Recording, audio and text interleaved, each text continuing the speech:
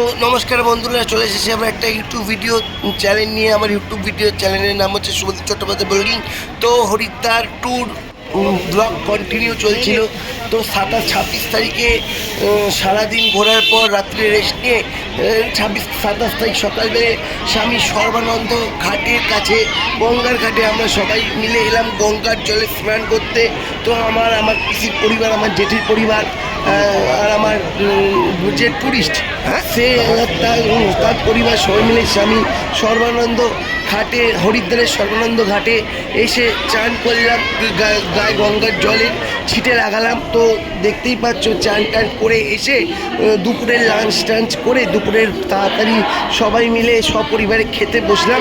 তো খুব ভালোই আয়োজন হয়েছিল। তো খাওয়া দাওয়া করে আমরা মনসা মঙ্গল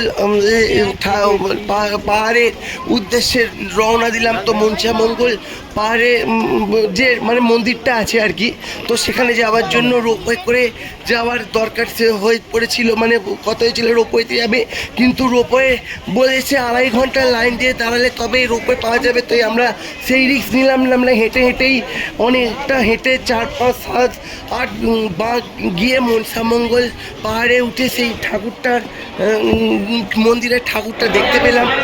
হ্যাঁ, তো যেতে অনেকটাই কষ্ট হয়েছে, তাই হাঁপিয়ে যেতে হয়েছে।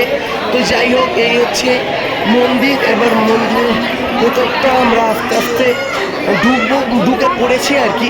তো আমার আগে আমার পিসিরা, আমার জেঠি পরিবার, আমার টুরিস্টের যাদের সাথে তারা আমার আগে চলে গেছিলো।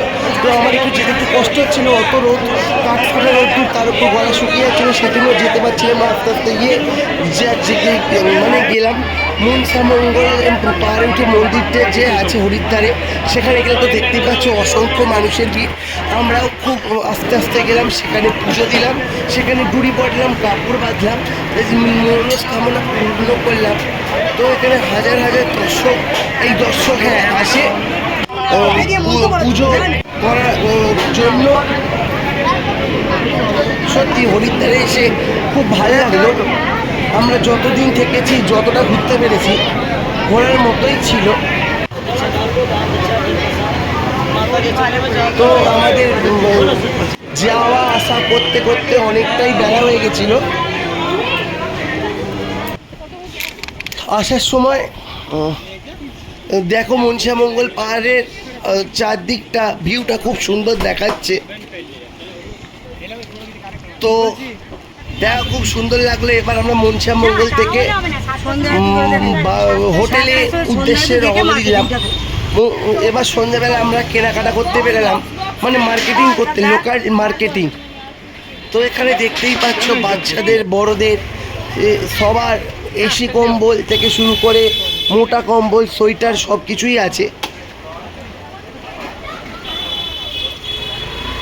তো আমরা গেছি একটু রাতে, সবাই আর কি তাড়াতাড়ি বেরোবার কথা ছিল, কিন্তু বাড়ির কিছু লোক একটু যে সাজগোজ করে বেরোতে একটু দেরি হয়ে গেছিলো বলে আমরা বেরিয়েছি। তো যখন বেরিয়েছিলাম মার্কেট কিছুটা রাস্তায় জ্যামের জন্য তাড়াতাড়ি আর পৌঁছানো যেতে পারেনি। তো যতটুকু আমি তোমাদের দেখাতে পেরেছি কি পাওয়া যায়। তো হরিদ্বারে এসে হারকিপৌড়ি ঘাট থেকে পেরিয়ে লোকাল মার্কেটে যাব। অনেক দিকেই লোকাল মার্কেট আছে, এটা আমরা একদিকে লোকাল মার্কেটে এসেছি। এখানে ঠাকুরের খাগড়া, তারপর ঘটি, বাটি, পাথরের সিপ, অনেক কিছুই পাওয়া যায়। তো 27 তারিখে আমরা মার্কেটিং করে যে যার হোটেলে ফিরে এলাম। অনেকটাই রাত, তার মধ্যে আবার টোটো আসতে চাইছিল না। আমার জ্যাঠার নাতনি আবার একটা বন্ধু কিনলো, আমার পিসির মেয়ে সব কেনাকাটা করলো, আর আমি দুটো এসি কম্বল কিনি। দেখতেও ভালো লাগলো, নতুনত্ব জিনিস। আর আসার সময় একটু সিকাঞ্জি আর ফুচকা খেলাম। আর তোমরা যারা হরিদ্বারে আসবে, এখানে কিন্তু লস্যিটা টেস্ট করতে ভুলো না, অবশ্যই টেস্ট করো।